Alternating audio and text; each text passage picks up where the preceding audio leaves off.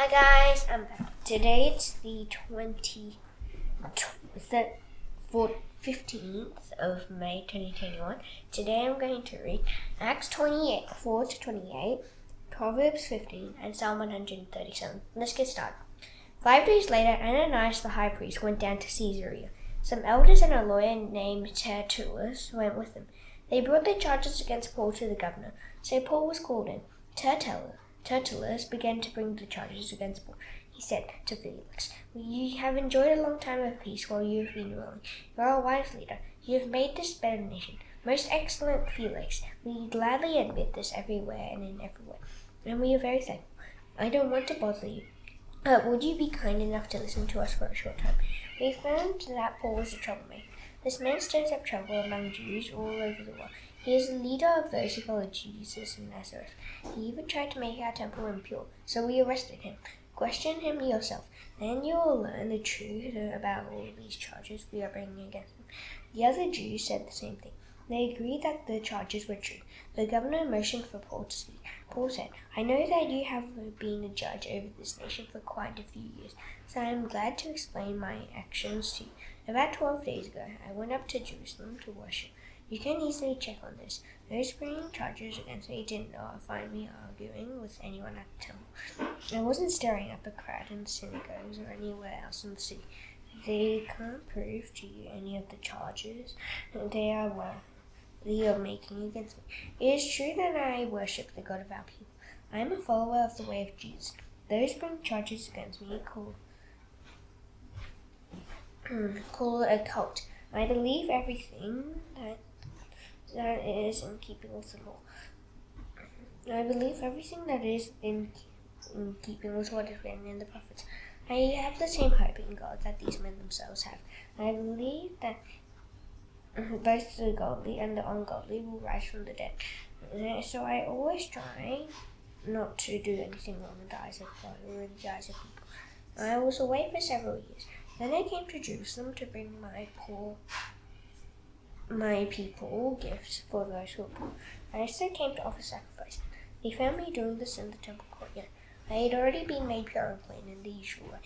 There was no crowd with me. I didn't stir up any trouble, but there are some other Jews who should be here in front of you.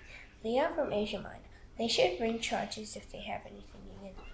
Let the Jews who are here tell you what crime I am guilty of. After all, I was put on trial by the Sanhedrin. Perhaps they blame me for what I said when I was on trial. I shouted, "I believe that people will rise from the dead." That is why I am on trial here today. Felix knew all that the way of Jesus, so he put off the trial for the time being. Lysias, the commanding officer, will come. He said, "Then I'll decide your case." He ordered the commander to keep Paul under guard. He told him to give Paul some freedom. He also told him to allow Paul's friends to take care of his needs. Several days later, Felix came with his wife Drusilla.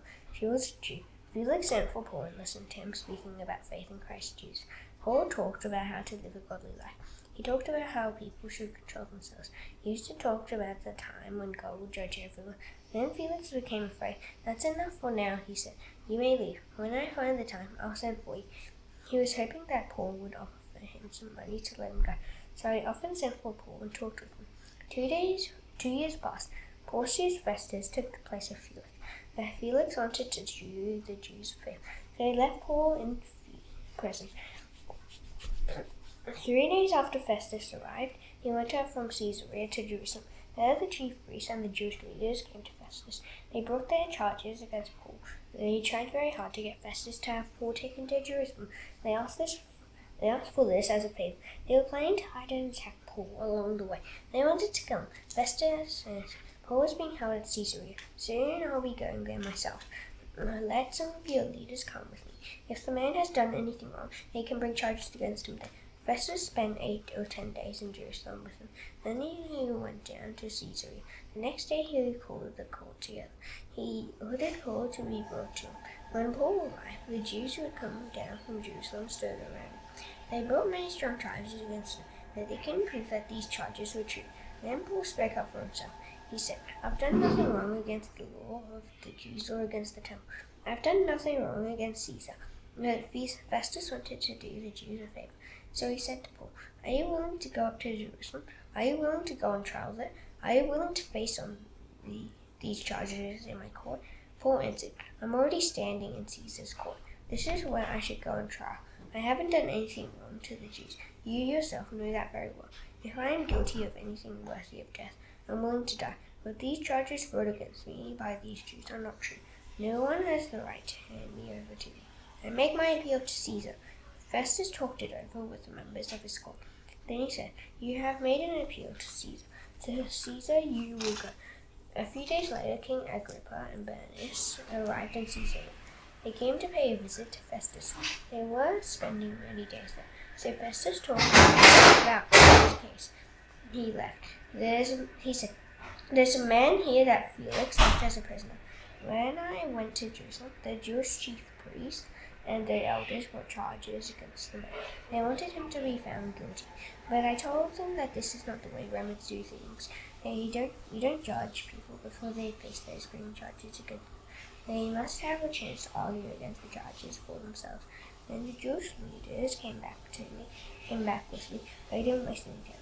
I called the court together, and the next day I ordered the man to be brought in. Those bringing charges against him got up to speak. They didn't charge him of any of the crimes I had expected. Instead, they argued with him about their own beliefs. They didn't agree about a man named Jesus. They said Jesus was dead, but Paul claimed Jesus was alive. I had no idea how to look into such matters. So I asked Paul if he would be willing to go to Jerusalem. To Jerusalem. There he could be tried on these charges. But Paul made an appeal to have the emperor decide his case. So I ordered him to be held until I could send him to Caesar. Then Agrippa said to Festus, I would like to hear this man myself. Festus replied, Tomorrow you will hear him. The next day, Agrippa and Bernice arrived. They were treated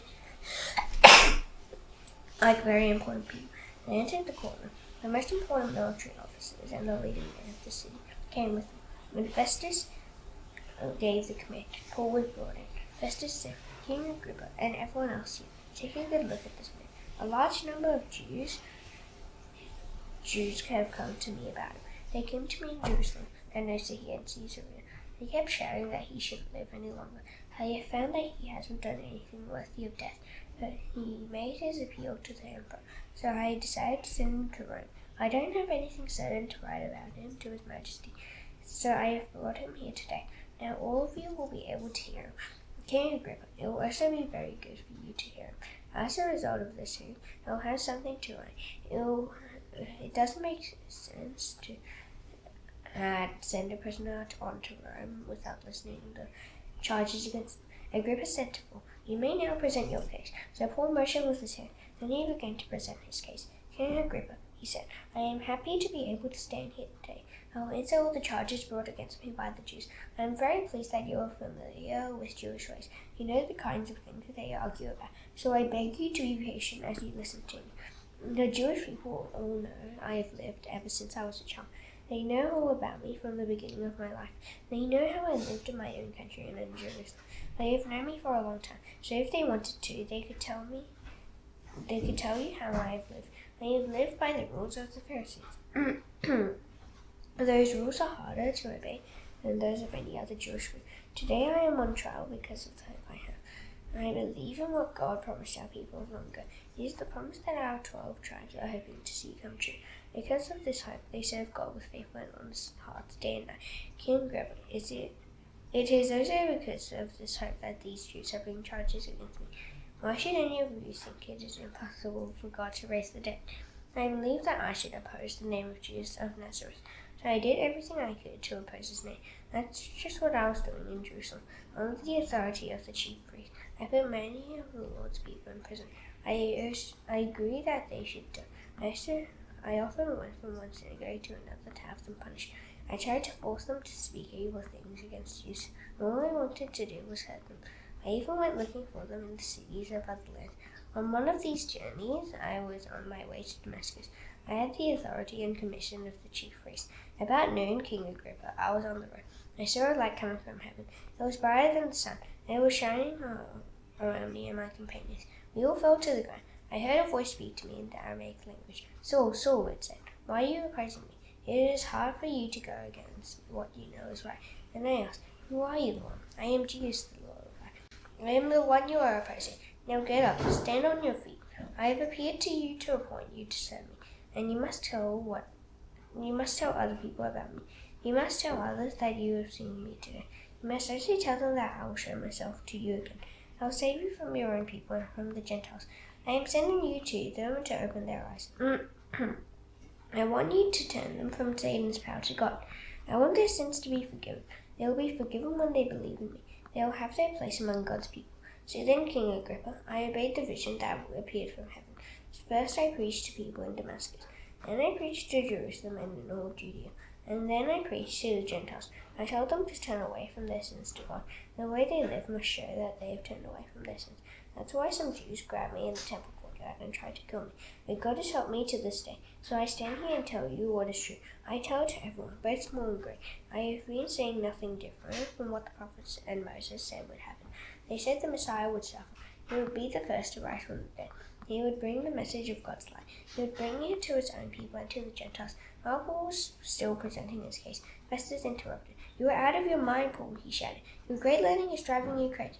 I am not crazy, most excellent Festus, Paul replied. What I am saying is true and reasonable. The king can speak. The king is familiar with these things, so I can speak everything that is being going on. After all, it was not done in secret. King Agrippa, do you believe the prophets? I know you do.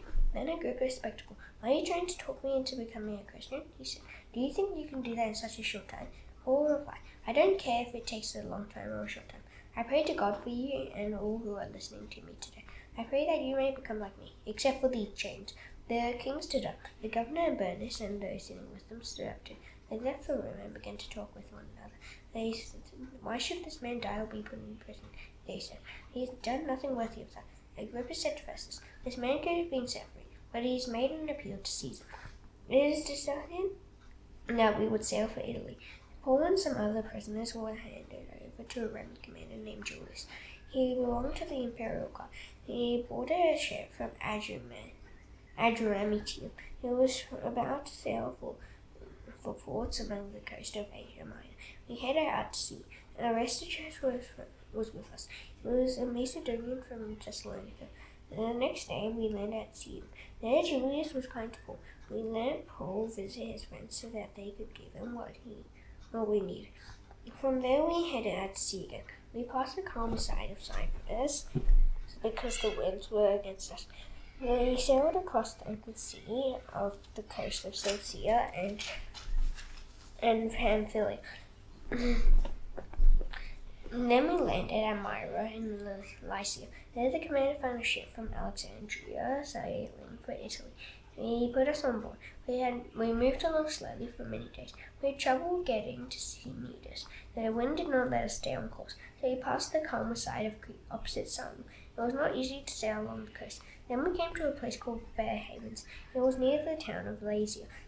A lot of time had passed. Sailing had already become dangerous, and now it was after the Day of Atonement, the day of fasting. So Paul gave them a warning. Men, he said, I can see that our trip is going to be dangerous. The ship and everything in it will be lost. Our own lives will be in danger too. Also, but the commander didn't listen to what Paul said. Instead, he followed the advice of the pilot and the ship's owner. The harbour was in a good place for ships to stay during winter, so most of the people decided we should sail on. They hoped we would reach Phoenix. They wanted to spend the winter there. Phoenix was a harbour in Crete. It faced both southwest and northwest. A gentle south wind began to blow. The ship's crew thought they saw their chance to leave safely, so they pulled up the anchor and sailed along the shore of Crete. Before very long, a wind blew down from the island. It had the force of a hurricane. It was called the Northeaster. The ship was caught by the storm. We could not keep it sailing into the wind, so we gave up and were driven along by the wind.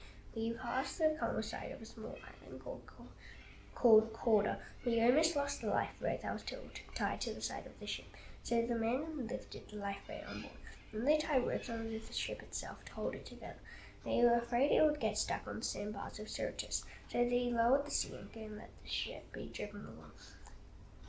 We took a very bad beating from the storm.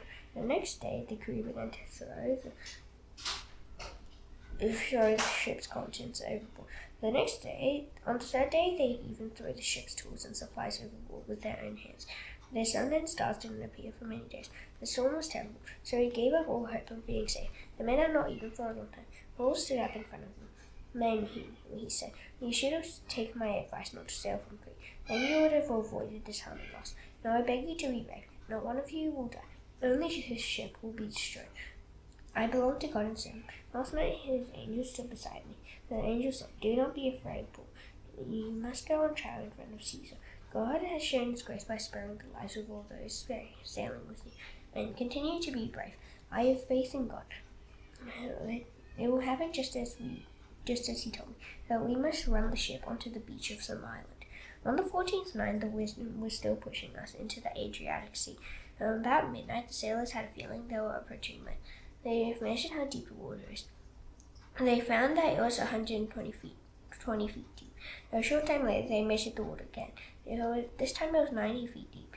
They were afraid we would crash against the rock, so they dropped 4 anchors from the back of the ship. They prayed that daylight would come. The sailors wanted to escape from the ship, so they let the lifeboat down into the sea. They pretended they were going to lower some anchors from the front of the ship. Paul spoke to the commander and the soldiers. These men must stay with the ship, he said. If they don't, you can't be safe. So the soldiers cut the ropes that held the lifeboat. They let it drift away. So just before dawn, Paul tried to get them all to eat. For the last 14 days, he said, you have wondered what would happen. You have gone without food. You haven't eaten anything. Now I am asking you to eat some food. You need it to live. Not one of you will lose a single hair from your head. After Paul said this, he took some bread and gave thanks to God. He did this where they could all see him. Then he broke it and began to eat. All of them were filled with hope. So they ate some food. There were 276 of us on board. They ate as much as they wanted. They needed to make the ship lighter, so they threw the rest of the grain into the sea. When daylight came, they saw a bay with a sandy beach. They didn't recognize the place, but they decided to run the ship onto the beach if they could. So they cut the anchors loose and left them in the sea. And at the same time, they untied the ropes that held the rudders. They lifted the sail at the front of the ship to the wind. Then they headed for the beach, but the ship hit a sandbar, so the front of it got stuck and wouldn't move. The back of the ship was broken to pieces by the pounding of the waves. The soldiers planned to kill the prisoners. They wanted to keep them from swimming away and escaping. But the commander wanted to save Paul's life, so he kept the soldiers from carrying out their plan. He ordered those who could swim to jump overboard first and swim on land. The rest were supposed to get there on boards or other pieces of the ship. That's how everyone reached land safely. When we were safe on home, we found out that the island was called Malta. The people of the island were unusually kind. It was raining and cold, so they built a fire and welcomed all of us. Paul gathered some sticks and put them on the fire. A poisonous snake was driven out by the heat. It fastened itself on Paul's hand. The people of the island saw the snake hanging from his hand. They said to one another, This man must be a murderer. He escaped from the sea, but the female god Justice won't let him live. Paul shook the snake off into the fire. He was not harmed. The people expected him to swell up. They thought he would suddenly fall dead. They waited for a long time. They didn't see anything unusual happen to him, so they changed their mind. They said he was a god. Publius owned property nearby. He was the chief official on the island. He welcomed us to his home. For 3 days he took care of us. He treated us with kindness. His father was sick in bed. The man suffered from fever and dysentery. So Paul went in to see him. Paul prayed for him. He placed his hands on him and healed him. Then the rest of the sick people on the island came. They too were healed. The people of the island honored us in many ways. When we were ready to sail, they gave us the supplies we needed. After 3 months, we headed out to sea. We stayed in a ship from Alexandria that had stayed on the island during the winter. On the front of the ship, the figures of twin gods were carved. Their names were Castor and Pollux. We landed at Syracuse and stayed there for 3 days. From there, we sailed to Rhegium. The next day, the south wind came up. The day after that, we reached Puteoli. There we found some believers. They invited us to spend a week with them. At last we came to Rome. The believers there had heard we were coming. They traveled as far as the Forum of Appius and the 3 taverns to meet us. When Paul saw these people, he thanked God for them and was encouraged by them. When he got to Rome, there was Paul allowed to live by himself, but a soldier guarded him. 3 days later, Paul called a meeting of the local Jewish leaders. When they came, Paul spoke to them. He said, "My brothers, I have done nothing against our people. I have also done nothing against what our people of long ago practiced. When I was arrested in Jerusalem. I was handed over to the Romans. They questioned me. Then they wanted to let me go. They saw I wasn't guilty of any crime worthy of death, but the Jews objected, so I had to make an appeal to Caesar. I certainly did not mean to bring any charge against my own people. I share Israel's hurt. That is why I am held with this chain. So I have asked to see you and talk with you." They replied, "We have not received any letters from Judea about you. None of our people from here from Judea have reported or said anything bad about you. We want to hear what our ideas are. We know that people everywhere are talking against those who believe as you do. They decided to meet Paul on a certain day. At that time, even more people came to the place where he was staying. From morning until evening, he told them about God's kingdom. Using the law of Moses and the prophets, he tried to get them to believe in Jesus. Some believed what he said, and others did not. They didn't agree with one another. They began to leave after Paul had made a final statement. He said, "The Holy Spirit was right when he spoke to your people long ago. Through Isaiah the prophet, the Spirit said, 'Go to your people, say to them, you'll hear but never understand. You'll see but never know what you will see.' These people's hearts will have become stubborn. They can barely hear with their ears. They have closed their eyes. Otherwise they might see with their eyes. They might hear with their ears. They might understand with their hearts. They might turn, and then I would heal them. Here's what I want you to know. God has sent his salvation to the Gentiles, and they will listen." For 2 whole years, Paul stayed in a house he rented. He welcomed all who came to see him. He preached boldly about God's kingdom. He told people about the Lord Jesus Christ, and no one could keep him from teaching and preaching about these things. Proverbs 15.